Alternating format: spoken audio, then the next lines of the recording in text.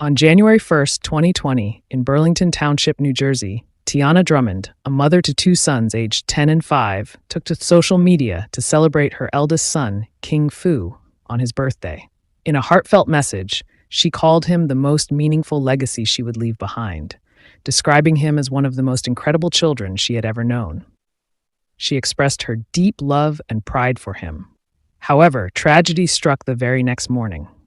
On January 2nd, around 8:45 a.m., a concerned neighbor contacted 911, explaining that neither she nor her child had been able to sleep due to loud disturbances from the apartment next door at Willow Point Apartments on Woodland Way, specifically Unit 2C.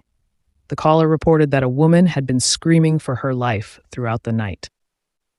When officers arrived and entered the apartment, they were met with a horrifying scene. Inside, they discovered the body of a woman who had clearly suffered severe blunt force trauma. The woman was soon identified as 28-year-old Tiana Drummond. Police stated she had been violently assaulted, and her death was clearly the result of physical violence.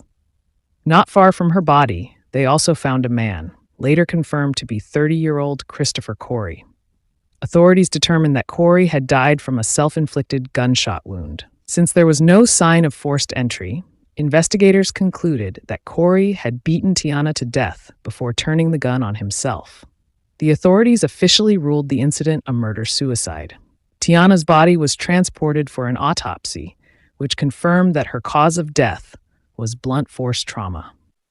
The news sent shockwaves throughout Burlington County. Friends and community members struggled to reconcile the brutal act with the image of Kristopher Corry, who had been known as a cheerful and energetic coach. The reality that Tiana was gone was equally heartbreaking. As detectives worked the case, they interviewed neighbors, learning that Tiana and Kristopher were the parents of two young boys. Thankfully, the children were not home at the time of the tragedy. Investigations revealed that the couple had been in a long-term relationship.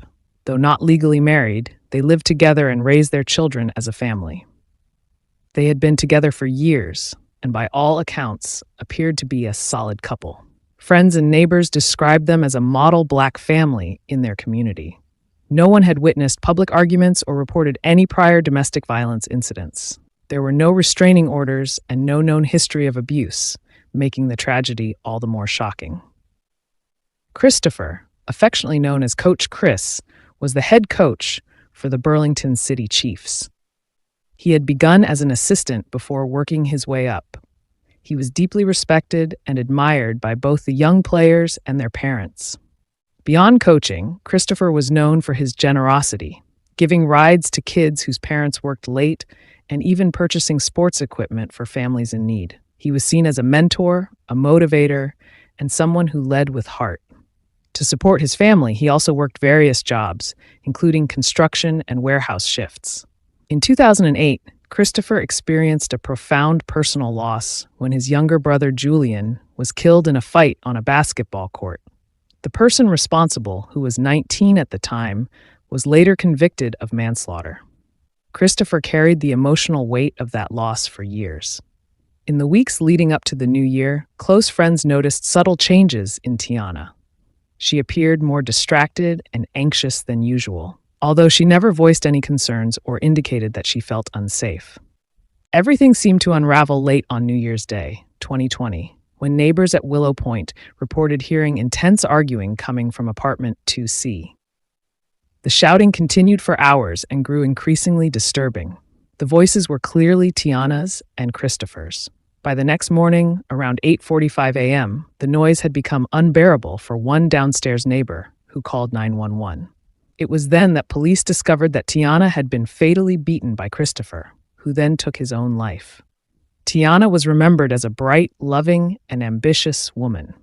Raised in New Jersey, she had excelled in both academics and athletics in high school. She was a scholar athlete, a member of the Honor Society, and a field hockey player. At 18, she became a mother, but she refused to let early motherhood halt her ambitions. In 2016, she earned a bachelor's degree in entertainment management from Full Sail University, successfully juggling her education, parenting duties, and personal development. Following the tragedy, Tiana and Kristopher's sons were placed in the care of family members. The community rallied in support, offering donations, clothes, and other resources to help ease the children's transition into a new life. Tiana was someone who cherished life's simple pleasures: trips to the beach, shopping, sharing meals, and hosting family gatherings. She was a unifying force who always found a reason to celebrate the people around her. Her social media posts reflected her deep love for her boys and her joy in motherhood. Since both individuals involved had died and there were no surviving witnesses, it became extremely challenging for authorities to determine exactly what took place. Additionally, because neither party was alive to stand trial, no legal proceedings occurred, meaning Tiana was never given the justice she truly deserved. May Tiana Drummond's soul rest in peace. The tragic story of Tiana Drummond and Kristopher Corry carries several powerful and sobering lessons. 1. Domestic violence can be hidden. Even relationships that appear strong and loving on the outside may be suffering from silent struggles. Tiana and Kristopher were seen as a solid couple by friends and neighbors, yet no one knew the danger brewing behind closed doors. 2. Pay attention to subtle changes. Tiana reportedly seemed anxious and distracted in the weeks before her death. Sometimes subtle behavioral shifts are the only warning signs that someone is in distress. It's important to ask questions, check in, and create space for honest conversations. 3. The importance of speaking up. A neighbor's 911 call helped uncover the tragedy. If no one had spoken up, the children might have been the ones to discover the scene.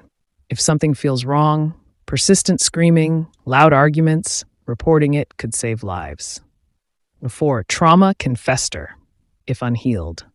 Kristopher had experienced deep loss with the death of his brother in 2008, a trauma that may have remained unresolved. Unhealed emotional pain can manifest in dangerous ways. Seeking help, counseling, or therapy should never be stigmatized. 5. Children are the silent victims.